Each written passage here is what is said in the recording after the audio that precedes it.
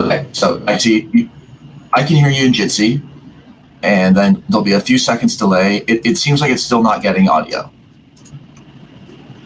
So go to settings, and then output, and then in the streaming box, make sure the audio bitrate is set to like 160.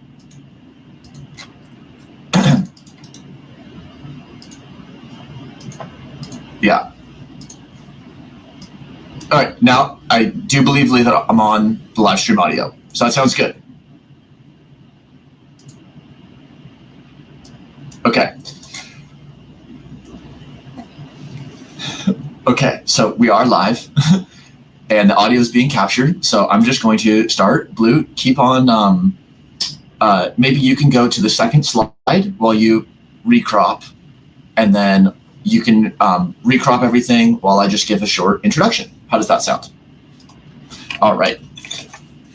Well, welcome everyone to our June 2021 Complexity Weekend Heartbeat. Today, I'm Daniel, and I'm here with Blue. So Blue, awesome work with live streaming, and we're figuring it out live. We're learning the complexities of live streaming by doing. And today in this intro video, we're going to have two main sections. There's going to be an organizer's introduction, and then there's going to be an interactive Jamboard, which we'll post the link in a live chat very soon.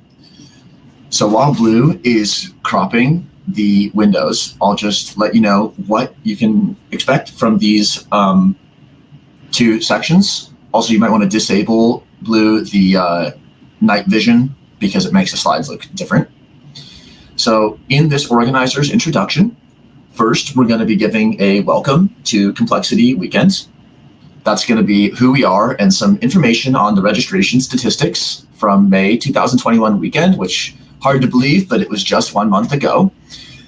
Then we'll talk about our purpose, values, and some participation guidelines. Following that section of the organizer's intro, we will be talking about what's going to happen in the Heartbeat events today and tomorrow, which is from 9 a.m. to 1 p.m. Pacific time on Saturday and 1 to 5 p.m. on Sunday. We'll talk about the event program as well as about using the Gather platform. Okay, so I still see the night vision slides and blacked out Jitsies. Yep. So we will figure this out. Thanks everybody who's joining. Let us know in the live chat, like if you are hearing us or if you aren't hearing us, because we want to make sure that this is watchable and rewatchable. Well, I'll just go into, maybe you can go to the slide with the initial conditions and history while you continue. Oh, okay. All right, great. Well, while you continue cropping, just as a bit of an intro for those who are coming to Complexity Weekend for the first time, which is awesome, a little bit about our history. We had our first Complexity Weekend in person in San Francisco in May 2019. And since then, we've had 3 online weekends, and each of those has been a little bit of a development in terms of the structure as well as a growth in terms of the participation. So, you know, in reality, where the live streaming is lag-free and you don't need to crop people in person, each online weekend has really been a great opportunity to learn about these new opportunities and constraints of online communication, as well as include more and more people. So just as we have on the slide, in May 2020, we had about 70 participants and about 7 teams. In October 2020, second online weekend, we introduced an element of having the facilitators give flipped classroom videos. That's what we called it then. And then in May 2021, we had a more extended pre-weekend period with a lot of in-person or at least synchronous events. And that was really awesome. Those one-on-one events, which we're going to have also during this Heartbeat. And we had almost 200 participants, a bunch of teams forming, and a lot of momentum for our November weekend. So you could probably crop a little bit more / differently, Blue, so that the slides are fully visible. Great. Yeah, thank you. So while you continue to crop, I will see that you're on the community growth and renewal slide. So on the y-axis here in the green line, we kind of have like a community energy metric. And it's a fluctuating, it's an oscillating metric, just as all complex systems are. And the big notches on the x-axis here are the weekends. Those are sort of those local peaks of energy. And then the smaller bumps are on each of the 10 months per year that are not weekends. We have a Heartbeat. And the Heartbeat, which is the event that you're here at right now, It's a little different each time because the co-organizer team is a little different. So we kind of pass the formal documents over from month to month and then allow the organizers of that month to take it and run with it and develop the event however they see fitting best into what the community needs. So here we are in the June 2021 Heartbeat, and we have that little energy peak. So it's awesome to see that there's people watching the live stream, and we know that you'll be joining us and for our sessions in Gather. And then in the background, there's that yellow line, you and your team, your relationships. And this is from thinking about Complexity Weekend and about participation as a complex system where we set the rhythm as an organization, as a community with the weekends and with the heartbeats. But it's about your complexity journey, the fun skills that you're learning along the way, of course, and the relationships you build and just how you're building your connections to complexity and seeing how it applies in various different domains. Next slide, please, Blue.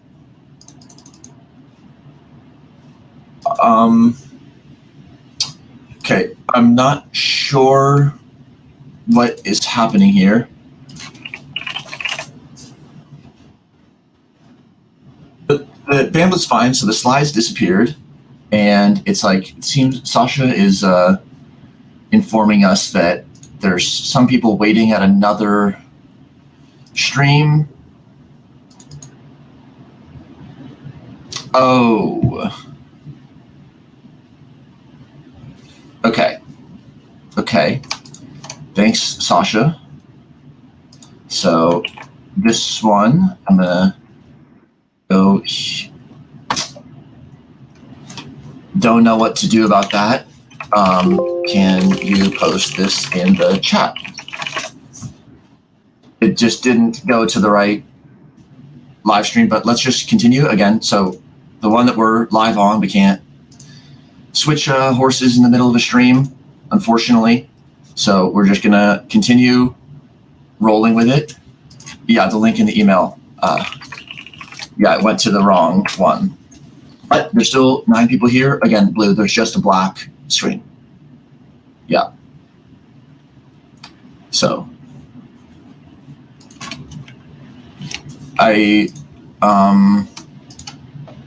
yeah. Well, so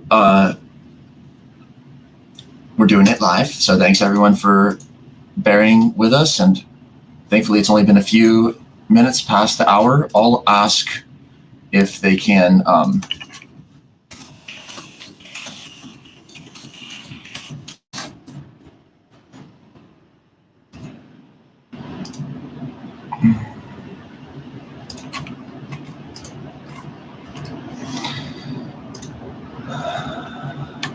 Yep, it did go to a different one.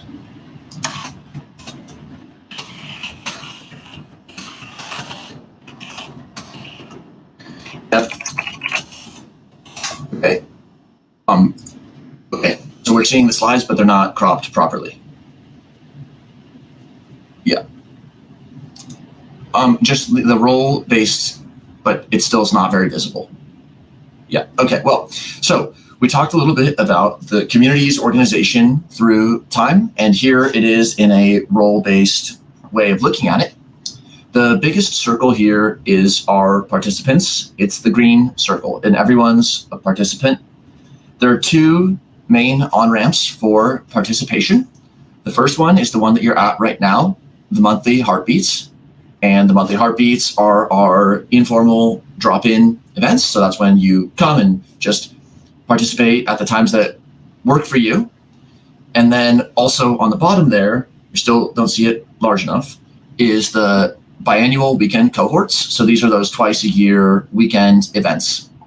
And then scattered inside and outside and on the interface of our community are teams and relationships. And just make it bigger in OBS, and then people will be able to see it. And okay, great. Nice. Okay, welcome everybody who's just joining. Yep.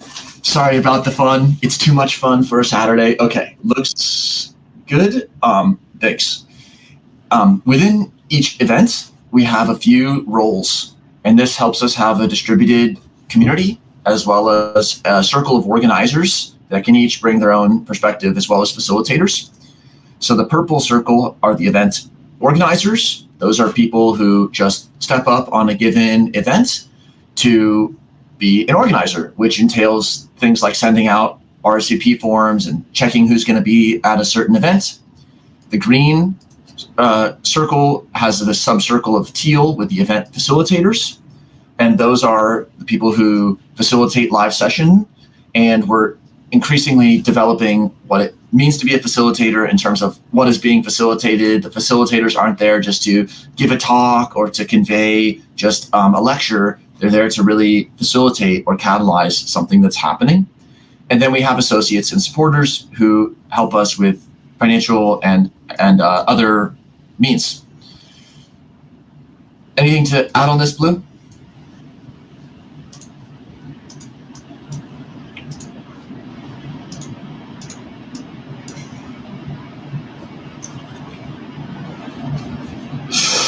Yes, good work.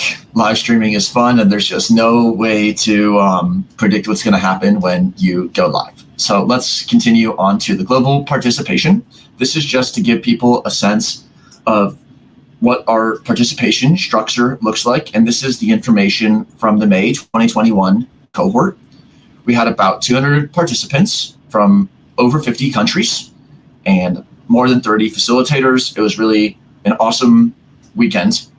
And our next weekend is going to be in November 12th through 14th, 2021. And the pre-weekend will be starting, Blue, they can't hear you, I don't think. So your local audio, check that source. And then go to the next slide. So while Blue's figuring that one out, I'll just mention that diverse perspectives are key for Complexity Weekend. And again, this is drawing on the registration data for the May 2021 cohort. There's two graphs here. Yep, Kevin, thank you. We'll follow up on this. On the left, it's a word cloud of the responses to the question, what kind of problems are you interested in applying complexity to?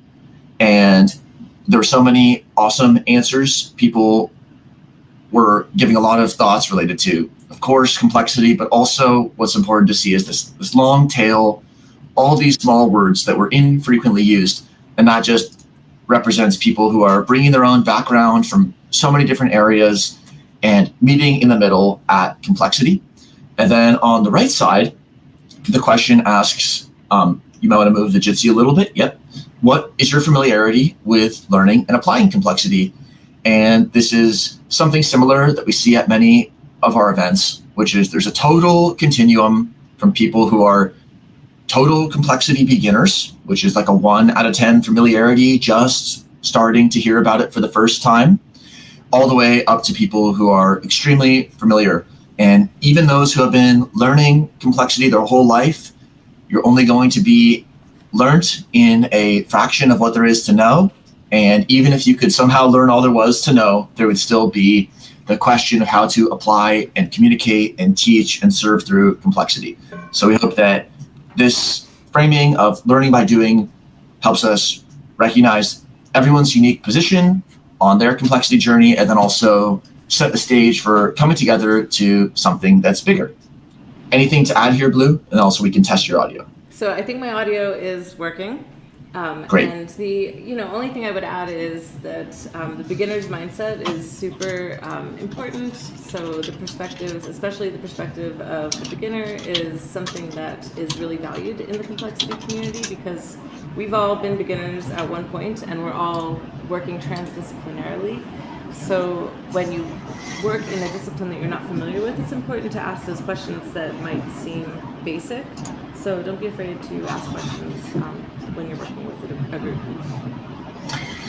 Nice. So for the next 10 minutes, we'll go through just a little bit about the values and then about how it's going to happen today. So just really quickly, and of course, we want to unpack this with you in the Gather and over the coming months and years.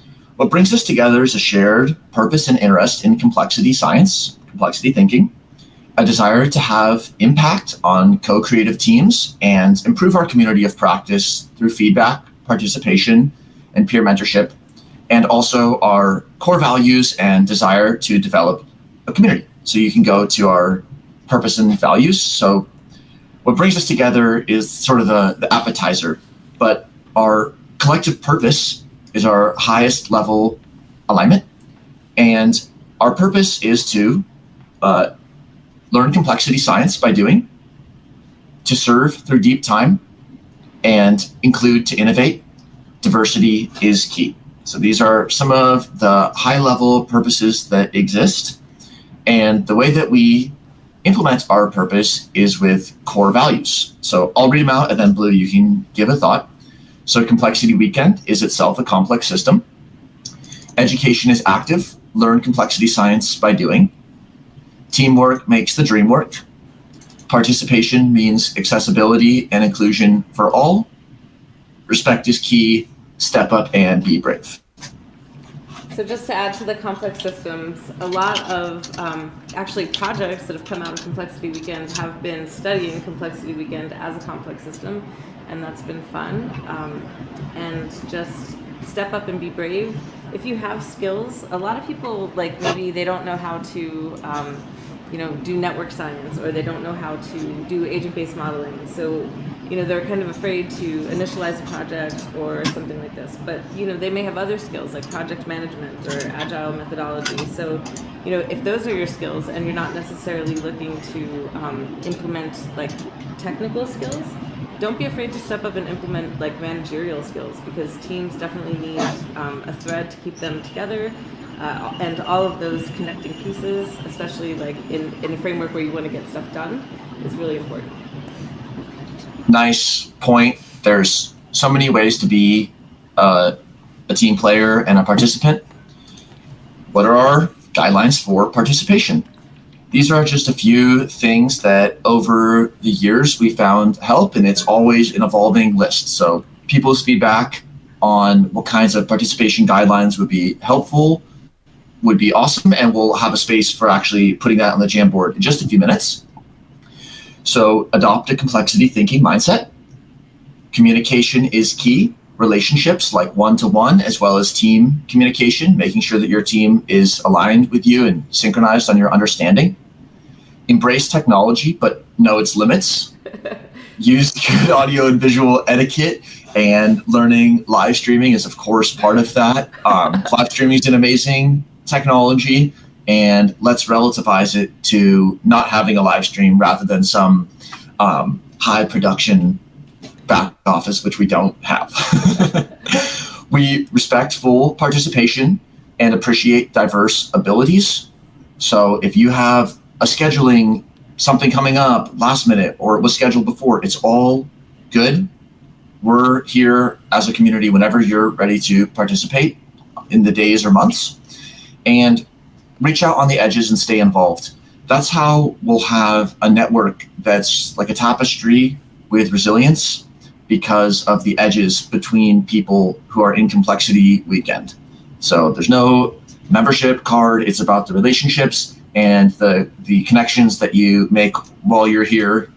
So these are things that we hope open the door to authentic and meaningful participation for you, however that means. Anything else before we head into our organizers section? I'm good. Okay. So how about you can introduce the organizers? Sure. So I'm Blue, I'm an organizer, and also Daniel, who has been speaking so eloquently throughout this live stream, and also Sean, who's not here right now, but I think will be around later or tomorrow. And we are organizing this event, but if you want to organize an event in the future, reach out, because we are always in need of people to help organize a heartbeat event. And all I'll say about co-organizing is there's no knowledge or background in complexity required. Organizer is just what it sounds like. You'll have access to a cloud folder with all the formal docs for planning the event, and people who see areas for improvement, who get excited but think that there's something that could be better. That's the perfect position to be an organizer in. And it won't just be offloaded on you. We work together as a team to make sure that people are doing the parts of organization that get them excited. So next. And then the facilitators. So we have 3 facilitators at this Heartbeat event that are all leading different sessions that you can see in the program when the sessions are. So I think on the right, Jen Huff, she's our first session, and then I think Jax is another session today, and Sid is tomorrow, if I'm not mistaken. We'll show the schedule in a second and show the times of everybody. So yeah. Cool. And the facilitators, again, these aren't lectures. These are interactive sessions. And we also really encourage people to start as a participant and then see an opportunity for facilitation. And again, you don't need to have some advanced degree in a field or some skill or some development. A facilitator is just somebody who facilitates and catalyzes. So if you think it'd be cool to be the center of gravity for a session where you just bring 3 thoughtful questions and facilitate a conversation, that's amazing. That's being an awesome facilitator. So it's not like there's some secret knowledge. It's about the emergence that the facilitators enable. We're going to be using Gather as our spatial chat platform. So just to quickly run through a few details of Gather, on the top left is the gear for settings, and you might find a few helpful settings there related to audio and visual, and also we're there to make sure that your audio and visual are working. On the left, there's 2 chat bubbles, and that is like an ephemeral chat that you can send messages to just people nearby or everybody in the space at the time or just one person. Then there's the people tab, which gives you a list of who's there at that time. On the bottom bar, there is the ability to click on your character and adjust what they look like. Then there's also this name on the bottom bar. And by clicking on that, you can set your status and you can also respawn. So if something weird happens, like you are in some parallel universe, it does happen. Just click respawn, and that will happen if you have been in the atrium before this recent redesign. And then also on the bottom bar, there's the ability to see a mini map to share your screen and the smiley faces for emoji, including raising your hand. So that's a great way to signal that you'd like to speak. And related to the participation guidelines, it's awesome when we allow others to speak. So if you're someone who's used to speaking out and ranting about complexity, let's make sure to hear from everyone. And then on the bottom right, you'll see your ability to mute your video to turn it on or off. That's all for Gather. Anything else you want to say on that? I want to just emphasize the respawn thing, because you're going to probably have to respawn if you've been to Complexity Weekend before. So please remember that when you get there and you see people, but you're like, where are all these people? Remember to respawn. So in case you didn't catch it the first time. Yes, great. Okay, so let's look at the program. So the link to the program, we will post that again right now in the live chat, and that is just the single source of truth for where all the links for everything are. So we're right now in that 9 a.m. Pacific live stream, and then we're going to have a Jamboard. We'll post the link in just 1 second. After this live stream ends, the rest of the activities are going to be in Gather. So we have a facilitator session with Jen. Then 75 minutes later, there will be the time for participant spotlight talks and open mic. There will be poster sessions, but I'm not sure if there's any posters actually. So we might just remove that row. Then Jax will have a session at noon Pacific. And at 1 p.m., the interval kind of ends, but just note that at 7 Pacific or 2 a.m. UTC on Sunday, that's when Sid is going to have a session on securing cyber-physical spaces. So that is awesome if you're interested in a variety of cyber-physical and security-related questions. Then on Sunday, again, we have sort of a pre-hangout. Then we're going to kick off at 1 p.m. Pacific on Sunday with a one-on-one session. So these are what we had in our pre-weekend for the May 2021 weekend. This is like an opportunity in a structured way to talk to a few people for a nice amount of time. And then again, also we'll probably remove that poster session and then have another opportunity for participant spotlight talks and that's a heartbeat. So that's the structure. And then again, it's about the connection and the time you spend and the people you meet along the way. Anything on the schedule there, Blue? Yeah, it's also a really good time if you joined a team or thought about joining a team or spawned some ideas at the last Complexity weekend. The purpose of the heartbeat really is to kind of reconnect with those people, see if that energy is still alive, or maybe get a project. Like you worked a lot in a flurry of energy after the first weekend for maybe the first week and then forgot about it. So now is the time to kind of renew that energy and touch back in with your teams and projects that you've been working on so far. So that's kind of why you have a heartbeat, to keep the project alive. Great points there. I think we can go to this last slide, and I'll just have Jen join soon. So to the support Complexity weekend, really the most meaningful support you can provide is voting with your attention and by showing up and participating, and then by giving us feedback on the program. It does have a feedback link, and we'll also email that out, but that's super helpful because we're cybernetic and we're always trying to improve and calibrate and make participation better and more accessible. You can also support us at a PayPal link or via cryptocurrency. Just ask us. And financial transparency can be provided, but your contributions basically go towards sustaining our events in deep time by paying for online event platform bandwidth, honorariums for facilitators at the weekend, not for the heartbeat, and in the future providing sort of scholarships and micro grants. So at this time, we're going to go to a Jamboard. So I'm going to copy that into the Livestream chat, as well as it being in the program. And just while Jen is joining, it's that post-it note where you can post-it note to the Jamboard. Greetings, Jen. Yes. Hello. And you can, yes, we can hear you. So that's what the Jamboard looks like. Okay, Blue, you can switch over to, yes, great. Switch over to the Jamboard. I think I'm doing and we will meet everybody on the second Jamboard slide in just a second. How goes it, Jen? Pretty good. How goes it with you? Having fun being in the passenger seat. Oh my gosh. Don't look. I've had the live stream on, like, while I was just like, oh, I gotta wash my face and, you know, whatever. And I'm sorry that I'm looking a little informal, but it is so hot right now in Seattle.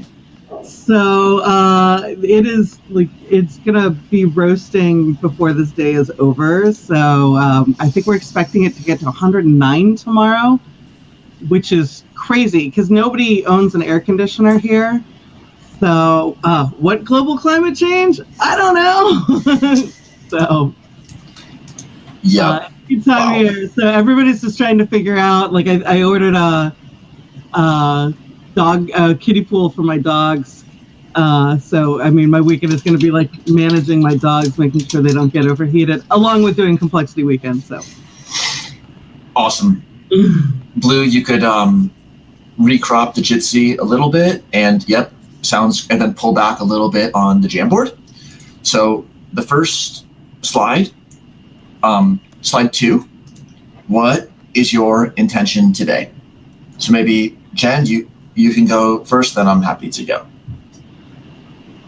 This was such a fascinating question. So I was previewing the Jamboard the other day.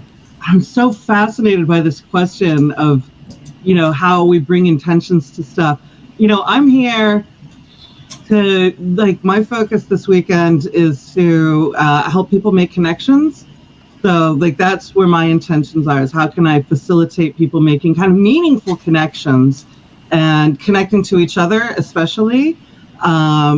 But also, like, connecting to the material. But mostly I want to focus on helping people connect to each other and find each other, because there's always so many interesting people.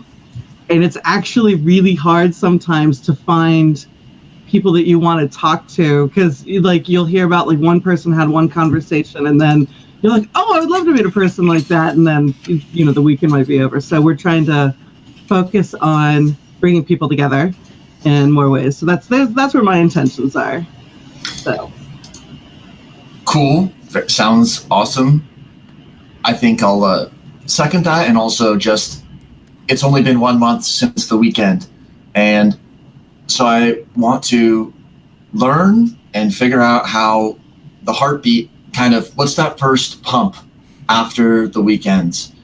Just like Blue said, with bringing a team together, maybe you haven't spoken, but it's only been a month, and projects take time.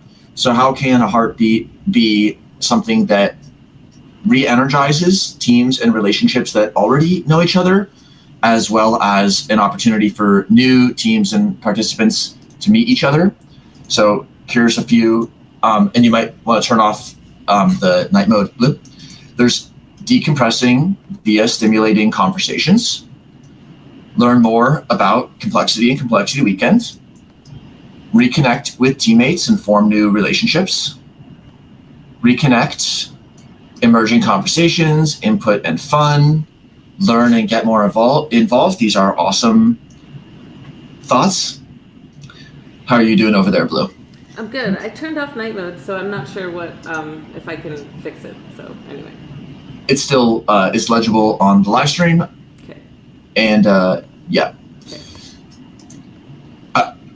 How is intention related to complex systems? That's almost a question for Blue, the neuroscientist, right? I don't know. I think intention really like sets the stage, right? So, I mean, everything that is manifested in the world is manifested through imagination, first of all, right? So I imagine that this is possible, it can happen. And then second of all, through intention. Like, I will make this happen, whatever the thing might be. So, I don't know, for me, intention is a big one. Very true. Also, we're still like, just keep an eye on the OBS to make sure that it's not like obscured with different pieces. Okay. I think for a goal-seeking system, for an anticipatory system, something like intention must exist.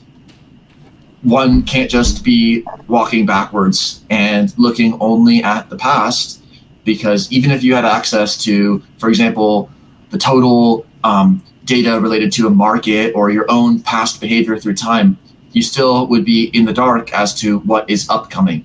And so intention is something that cybernetic or goal-seeking systems need in order to stay aligned with the future, because there's always going to be uncertainty in what comes up.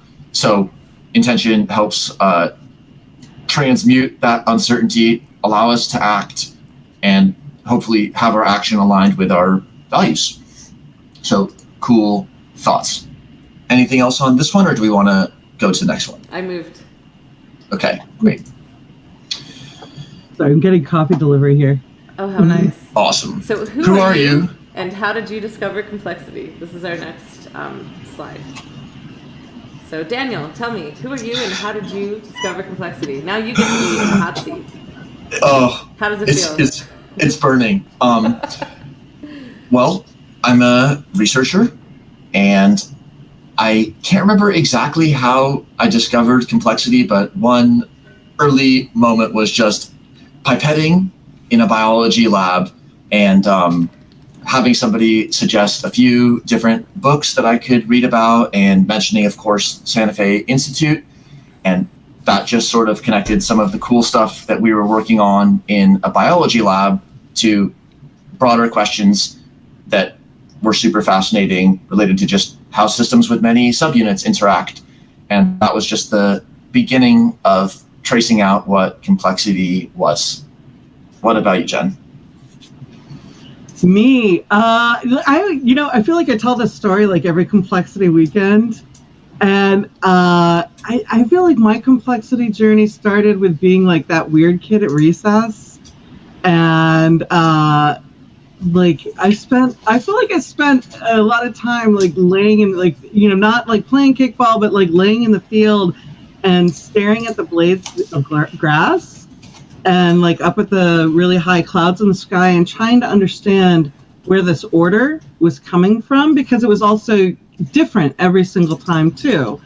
And I think that's really where it started for me.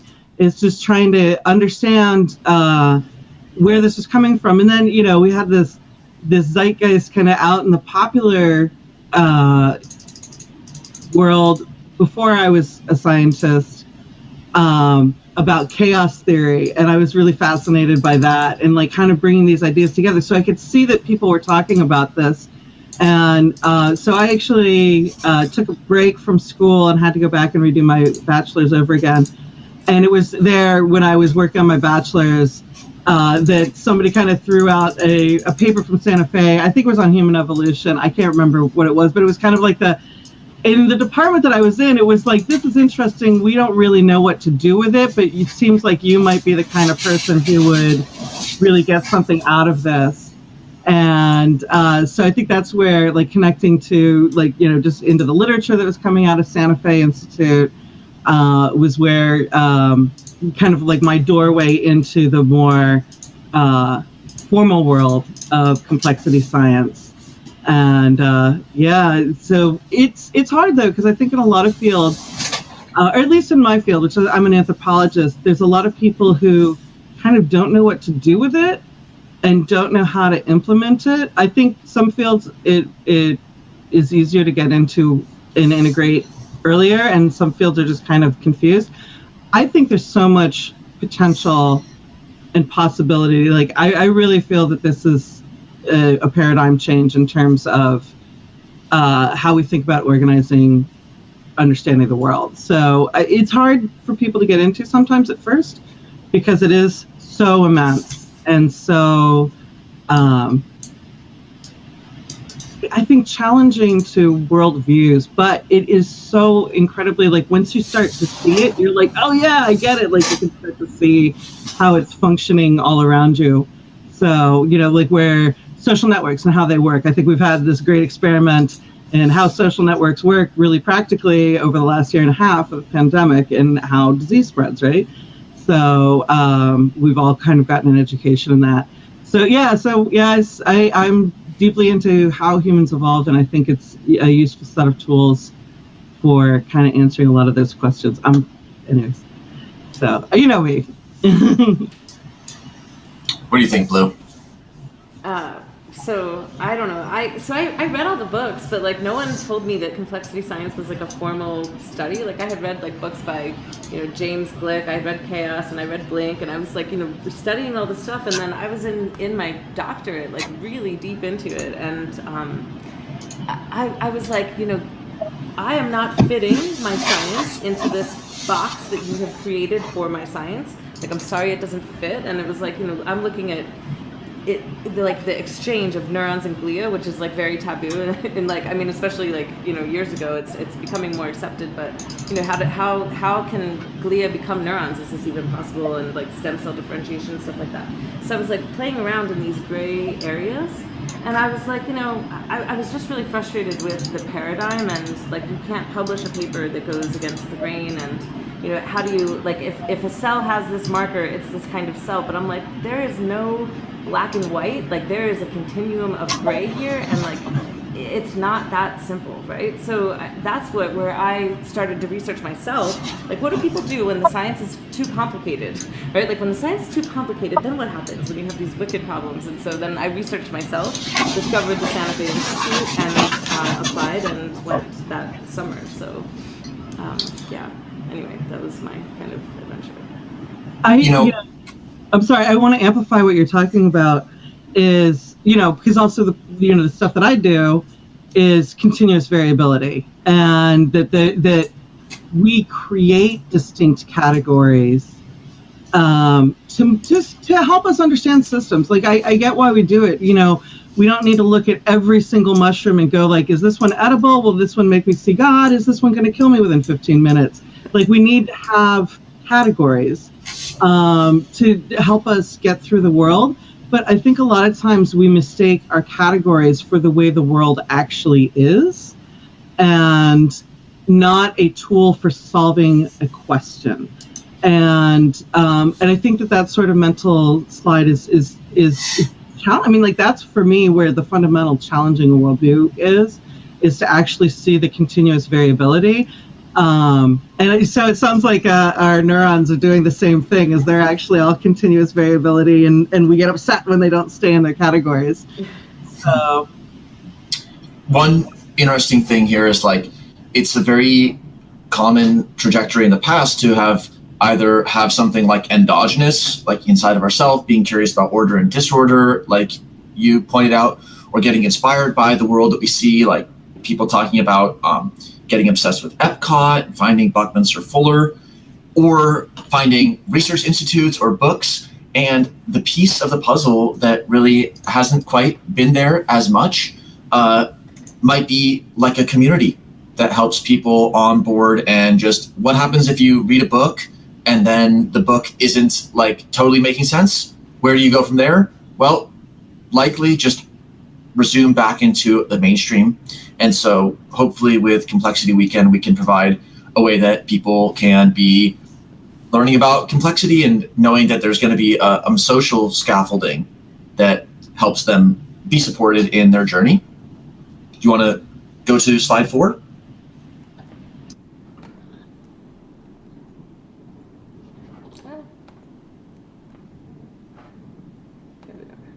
Okay.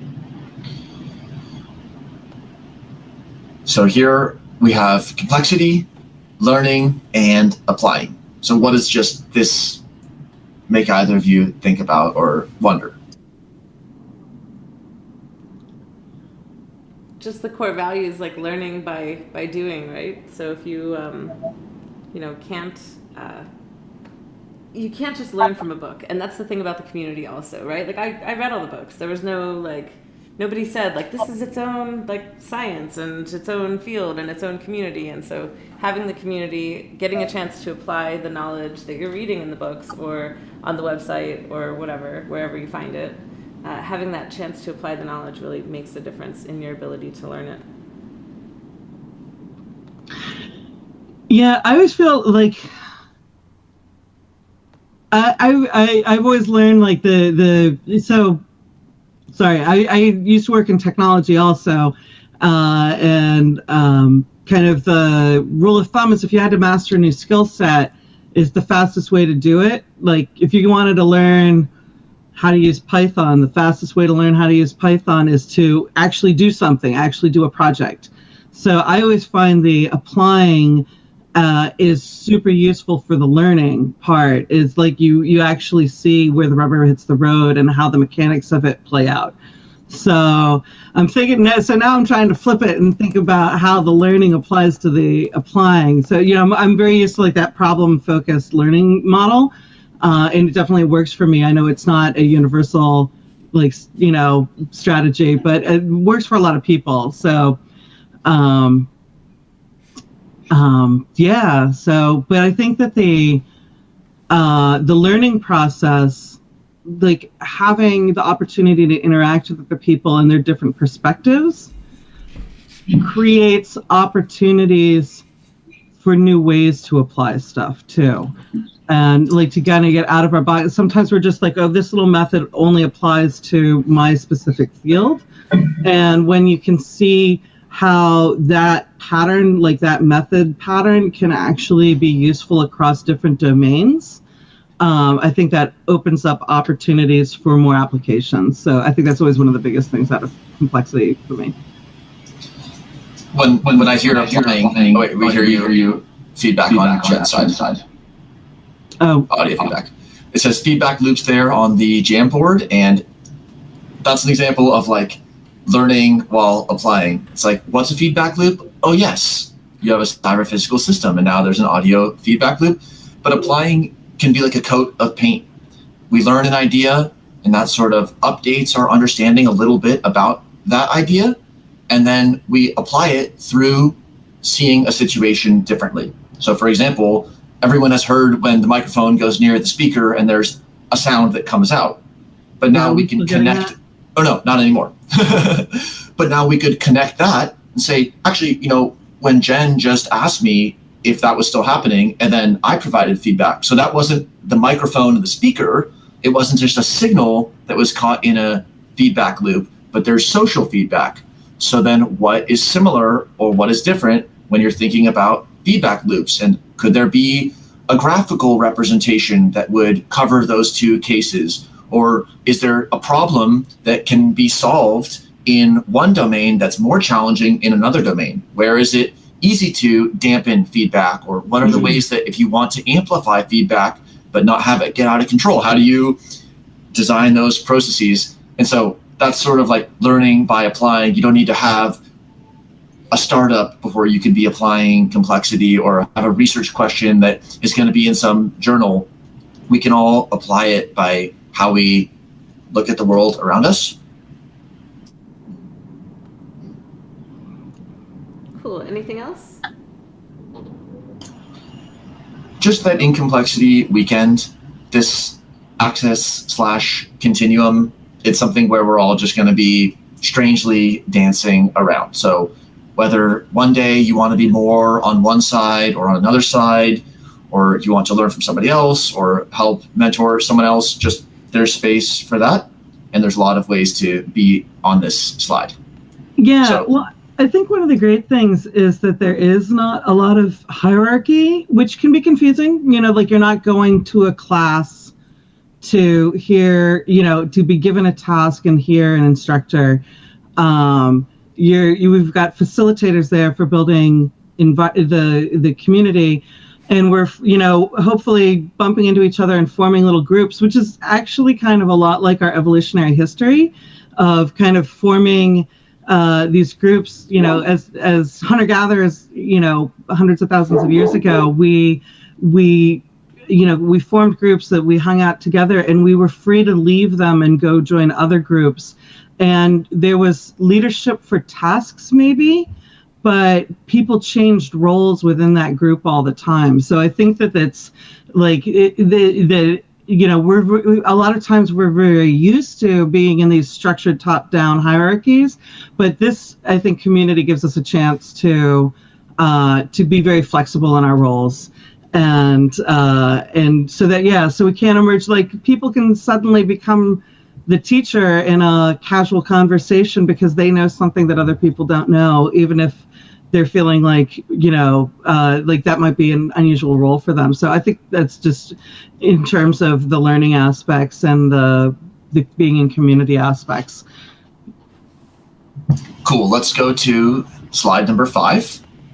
And just in case anyone is not seeing how to transfer, like on the top bar of the Jamboard, there's a right and a left arrow. So just move over to slide 5, where it says relating complexity science with our complex environments.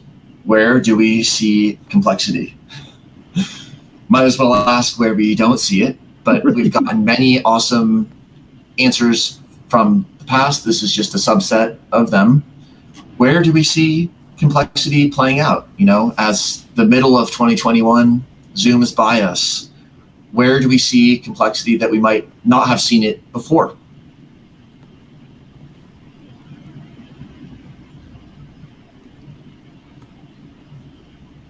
These are some great examples that we already have.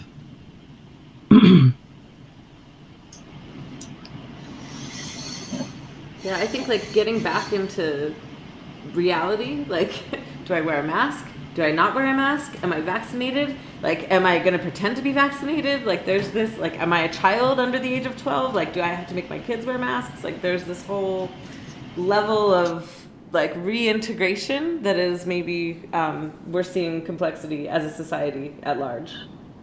Yeah, I was actually traveling last weekend. So I live in Seattle, and I was in DC. And Seattle and DC have two really different kind of public vibes on the mask wearing versus not mask wearing.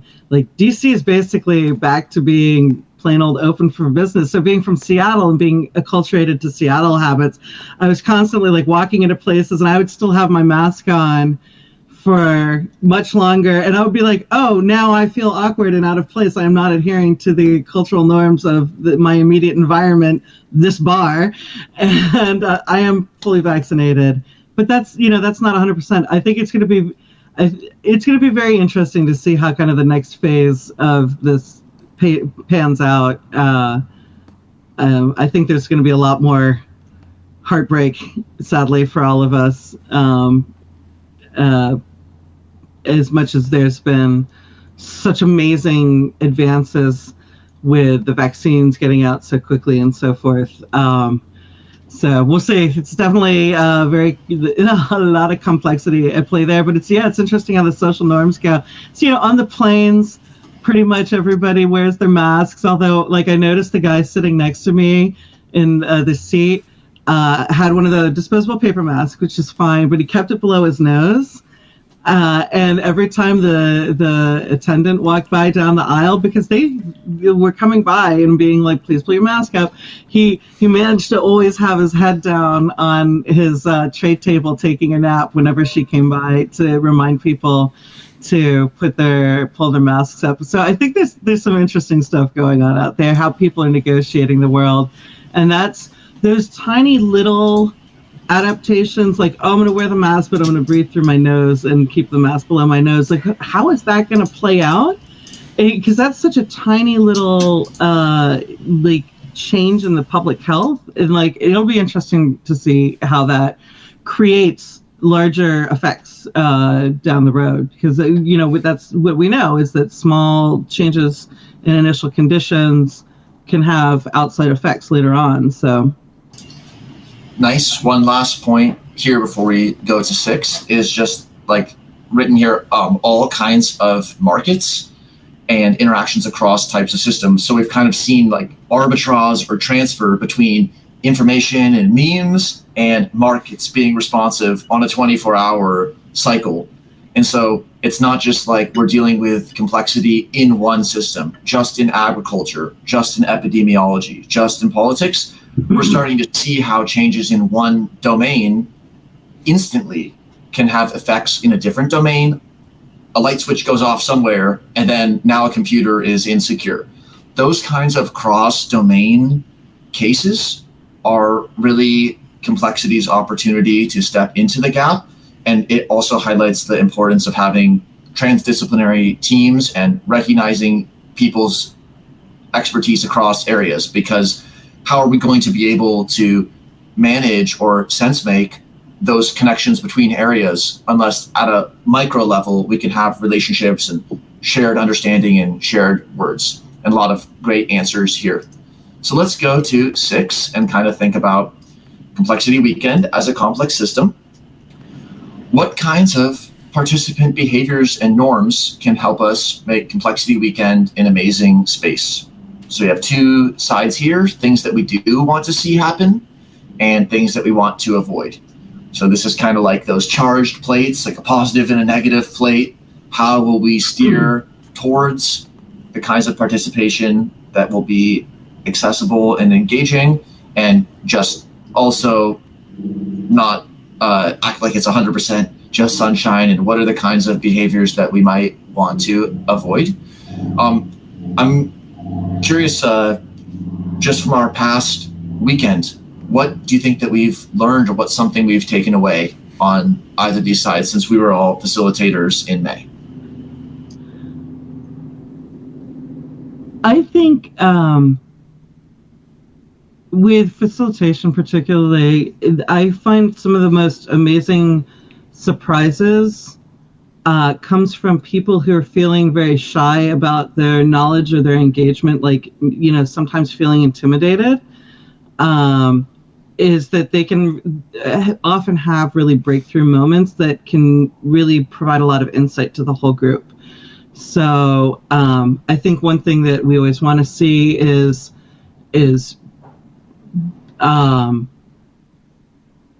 even if you're feeling, like you're too much of a beginner to make a contribution, is to just go ahead and participate, and chances are you're going to bring some amazing stuff that other people are going to really value. So I think that's always something that I want to see, is just to encourage people to really get in there and participate. And then for things that we want to avoid, I know I can really go on and on and on and on. And for me, I always have to try and focus on making space for those other people who may not be feeling quite so confident, so that they can feel more comfortable participating. So those are my two things. from my experience. So Cool.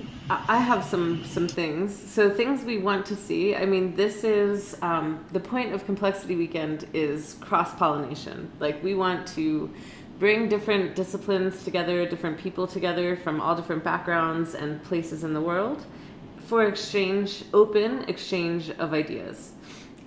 So I think it's important to remember that open exchange of ideas is like encouraged and the norm in this kind of environment. But at the same time, if there's an expectation for, not going and giving some other group's idea out, or giving away some data, or giving away some, key secret to their project, if there's that expectation, I think it's important to make it clear. So that people don't go giving away, other people's ideas or secrets or whatever, right? I don't know. Yeah, we're all co-discovering and really co-creating norms for how do you go from an exciting conversation into a research project or into the pipeline for a startup or something like that, and how do we balance conveying information openly while also respecting privacy and respecting intellectual property. So there's some great answers here. So like on the things we want to see, we have yes and then on the avoid, we have the exclusive or. And complexity is kind of the and space. It's like there's thermodynamics and there's social scientists. Like it's not that one of those is going to be driving the boat. Getting connected after the weekend, totally. Complexity Weekend is just a catalyst for people to be in the world the way that they want to be, individually, relationships, teams, etc. Things that we want to avoid, these are really important. So heated conflict or condemnatory behaviors, for sure, people can let organizers know if anything is rising to their attention or if there's anything that they're a little concerned about. That's great. Getting lost in the details. We know that complexity is a large area, so that's why we kind of cruise together, because then it's not just about the details, because there are so many papers and there's so much technical things to get lost in. Newbies having trouble finding how and where to interact. This is something that we can always use people's assistance in. Everybody can bring that kind of organizer/facilitator energy, like encouraging the sharing of perspectives for those who aren't speaking. Like, hey, we haven't heard from this person in a few minutes. What are they thinking about right now? As well as you see somebody who's trapped in a corner and gather or something. Can you help them out? And then if this is something that you want to actually go from just suggesting feedback to helping us, like, could we have on our website the program instead of a Google Doc? Or could we have a welcoming committee where 24 hours a day somebody can drop in and have a conversation with somebody to check their audio visual? Those are opportunities and roles for people who want to be in a co-organizer type position. So all of these are super valuable feedback, and the Heartbeat organizers always look at them when they're planning the next month's event. And then also this is your opportunity to kind of bring that meme to the front by you being a co-organizer. Let's go to the next slide, 7. And we're going to go to 7. And then this will actually be the last one, because Jen, your facilitator session is going to have a lot of like team building elements. Is this correct? Yes. Okay, awesome. We'll be meeting each other and spitballing ideas and connecting with each other. Yes, awesome. So 7, how can complexity have impact in real world systems through its application or lack of application, understanding, lack of understanding, and then where and how have you successfully applied complexity or seen it be applied? What would you say to that?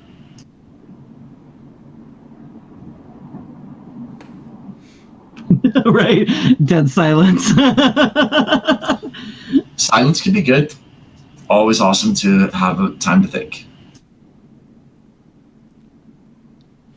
I think complexity science really is one of the ways that we can really solve the biggest problems in the world. like climate change and, deforestation and, wealth concentration. I mean, all of these things approached through complexity science methods are very integrative and can really show kind of the bigger picture. It's like the zoom out, the inclusive rather than the reductionist perspective kind of gives more of a perspective on the wicked problems in the world. Not that I've successfully applied it to solve any wicked problems, but I've successfully applied it to, I don't know, write some papers and do some fun research. So. Yeah, definitely for me. I mean, again, I've been more in the research end of things and less in the practical applications, but I'm, always looking to make that pivot. For me, my research is about how does technology and human environment interactions, like how do they all interact with each other? Because, our changes in technology impact the environment. And this goes back to this is a very deep time question with how we might manage the landscape to create opportunities for different plants means probably removing some plants, like through fire. That's like one of the oldest methods for humans managing the landscape, but that can have some very big, global implications, depending on how it's done. And then how our technology is usually pretty closely linked to how we get food, at least in the archaeological record. Now technology has, kind of gone through some phase transitions and is its own kind of elaborating system in and of itself, but it's still linked to this interaction between humans and our environment, right? And so I think that there's lessons to be learned out of this, even out of these kind of esoteric research questions that can be brought forward into tackling, instead of just looking in the past, which is, I'm an archaeologist, to look a lot in the past, but being able to then pivot and then look forward to the future and say, how do I apply these lessons learned? And so I think that there's a lot of opportunity out there.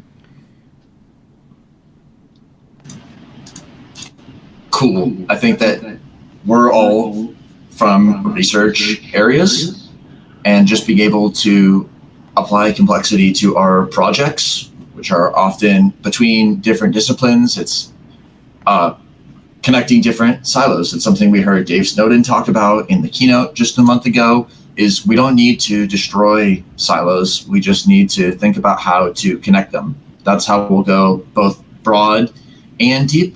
And there's some awesome answers here. So decreasing zero-sum dynamics, definitely taking a game theory perspective and just asking like, hey, are there incentives in this system where even well-intentioned people are penalizing each other? Or is there anything where it is like a lose-lose game? How can we make a win-win game? Created multiple online communities. So that's definitely an application, learning by doing. Risk analysis and improving the quality and the clarity of goals, going back to our earlier discussion on intention. Complexity helps give us a framework for goal seeking and for planning as inference that isn't just hand waving. And hands can still be waved, but we also know that there's something underlying that is going to be connecting us to all kinds of scientific approaches as well. Improved understanding of virology, human social systems, physics, software, zooming out in all the scientists. Not sure if this is the Bucky Fuller person, but zooming out and zooming in, that's something that Bucky talked a lot about, and about pull back to where those little tiny differences between the disciplines just are trivial. And then we can zoom in to where the finest subtleties can be contrasted. Learning computational approaches, design, and now complexity thinking. That's a trifecta for them. Those are all awesome areas, and it's been exciting as we develop and grow the community that complexity is something where a lot of people think, oh, but I'm not in complexity, but I am in biomimicry, or I am in design, or I am in organizational psychology, I am in climate science, public health. It's like, great, that's great, that's where you are. And then welcome to Complexity Weekend, where we can connect across those similarities and differences.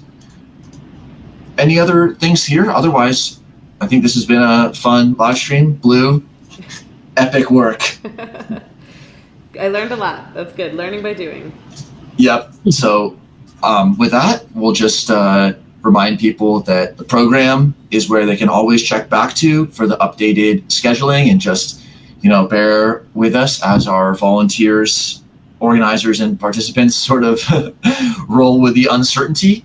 We're going to take about a 10-minute break, and then at 15 minutes after the hour, we will meet you in the gather space, and that's where Jen's session will begin and where the rest of the Heartbeat will continue. So to the co-organizers, Sean and Blue, great work. Blue, first of many live streams, I know. And thanks for joining also, Jen. Always a pleasure. Everyone. See you in a little bit. Don't forget to respawn and gather.